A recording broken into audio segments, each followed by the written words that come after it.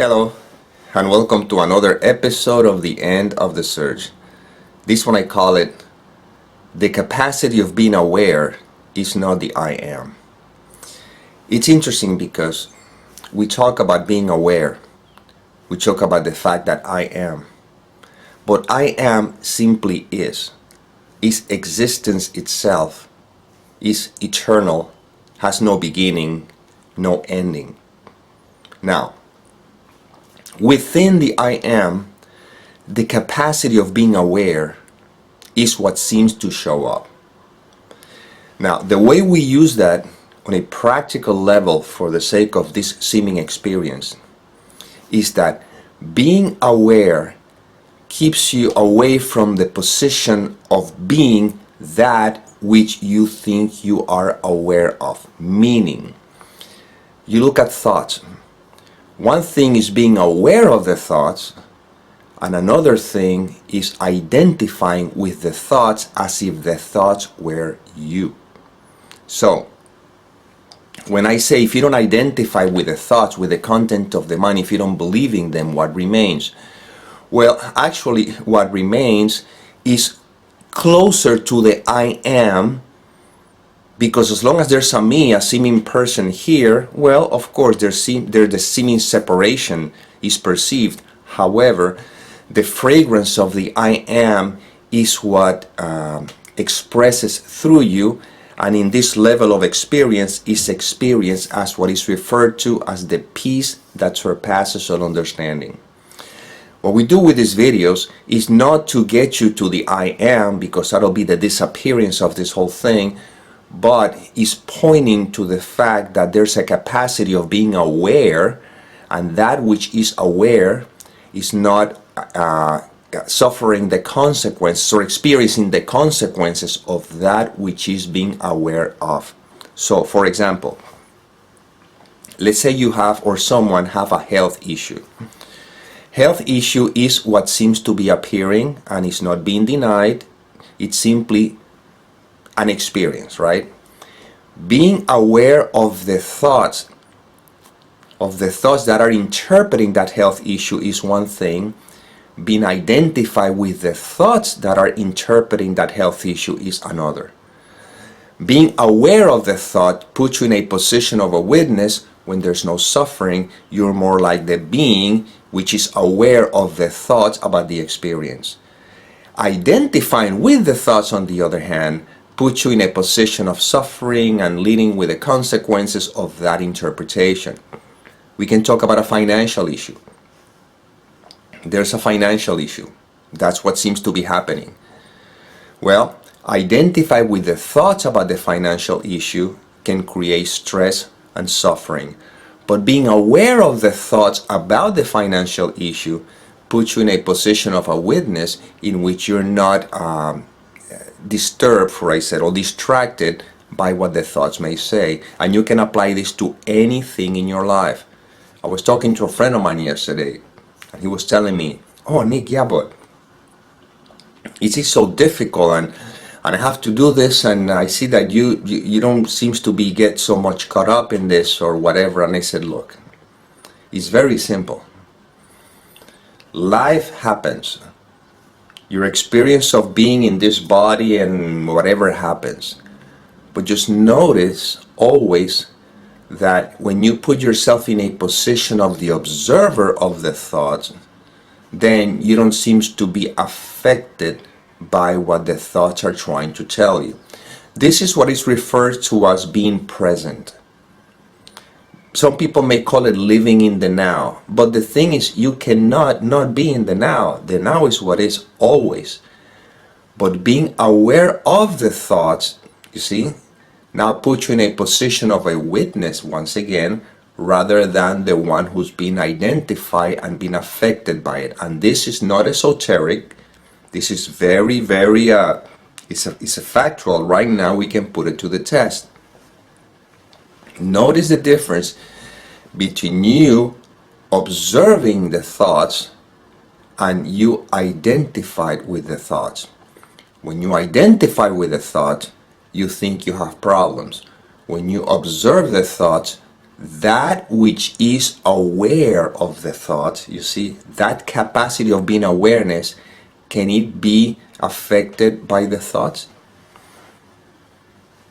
Put it to the test.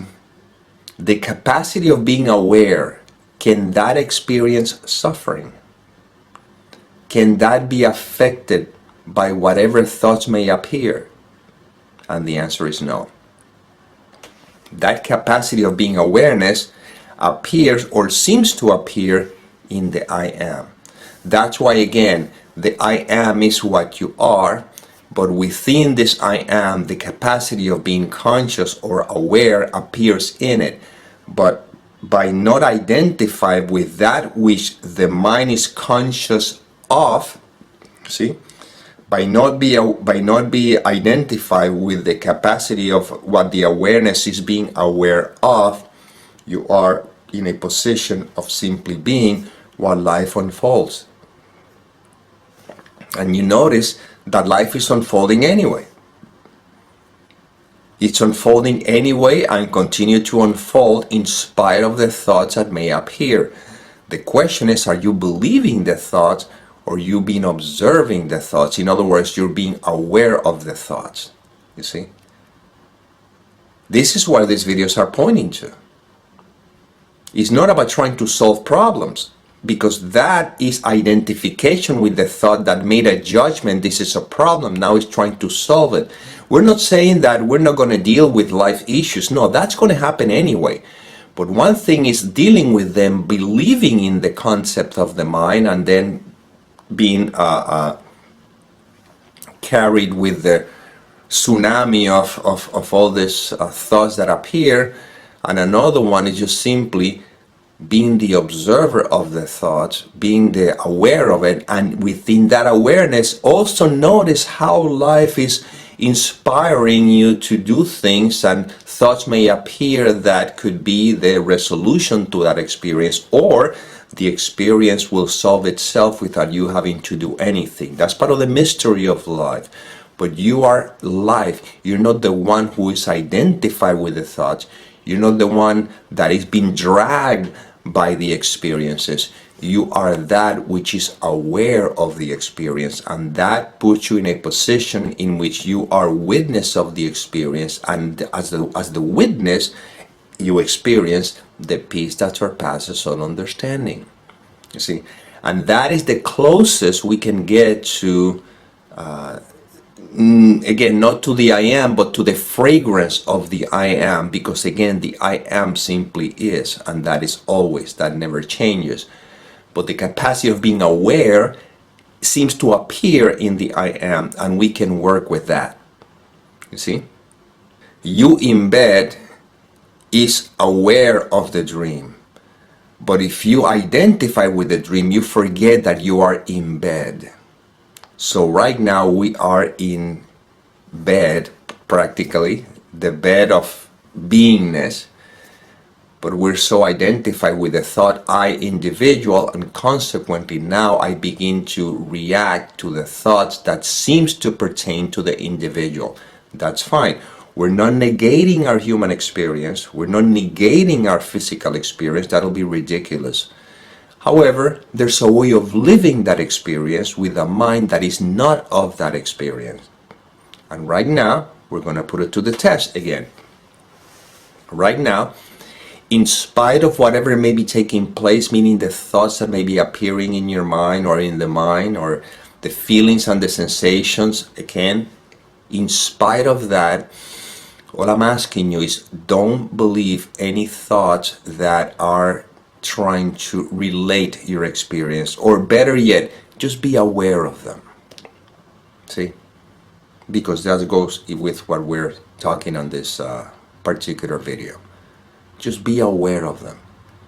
Every time I say don't believe in them, that's one way of saying, now I'm just going to introduce this one better, just be aware of them. Because if you're aware of them, you're not believing them.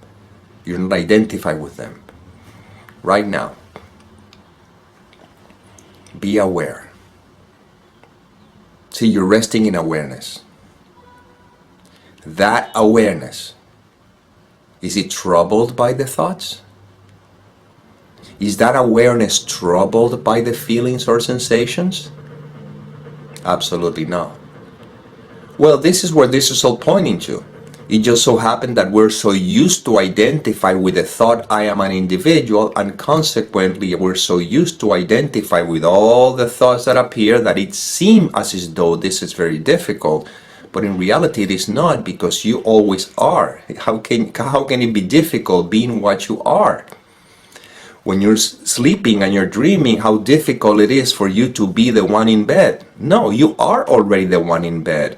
It just so happens that it's overlooked and you're identified with the dream. Therefore, it appears that if it's difficult to remember that you're the one in bed, which in reality it is not.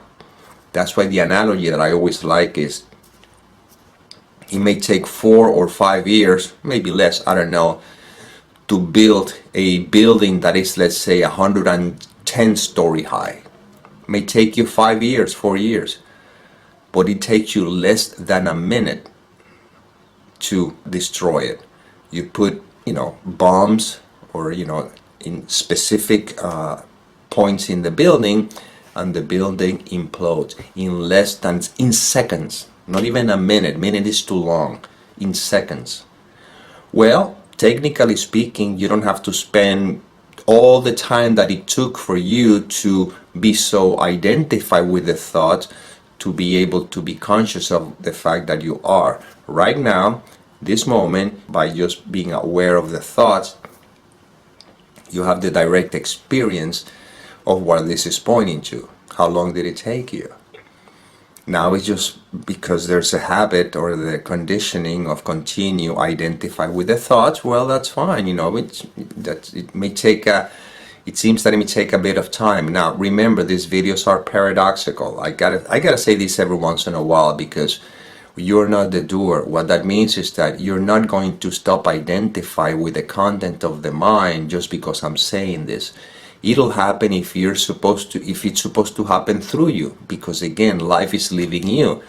And at the same time, I always reiterate that if life is leading you to you, quote unquote, right, to listen to this information, it could be said that also life is through you, allowing the possibility of just being conscious of the thoughts. So again, let's not make an issue out of this. As long as it appears that if you can become conscious or aware of your thoughts, then act as if you are the one making that choice, even though you know the choice is made through you. And anyway, this is the inspiration that came through. I hope it served.